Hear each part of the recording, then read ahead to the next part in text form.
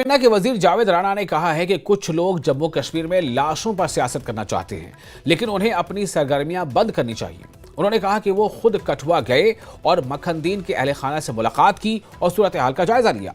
इसके साथ ही एक इंक्वायरी कमेटी भी तश्कील दी गई है जो जल्द ही अपनी तहकीकाती रिपोर्ट पेश करेगी। राणा ने कहा कि उस वक्त तक कोई इन इशूज पर सियासत न करे।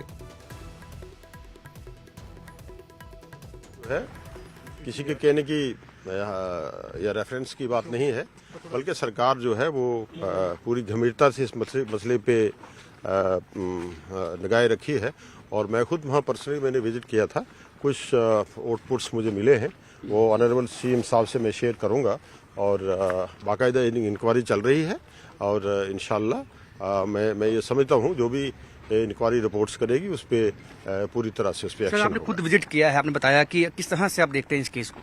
अब इंक्वायरी कमीशन मुकर्रर है, एक इंक्वायरी कमेटी जो है वो गवर्नमेंट ने उसको नॉमिनेट किया है। इंक्वायरी की आउटपुट्स आ जाती है तो हम उस पर इंशाल्लाह सख्ती से कार्रवाई करेंगे। ने इल्जाम लगाया कि उनकी आवाज को दबाने की। मुझे बताइए ना, आप क्या मतलब जिन लोगों का आप रेफरेंस दे रहे हैं उनकी आप क्या किस हैसियत से कोई इल्जाम लगा रहा है।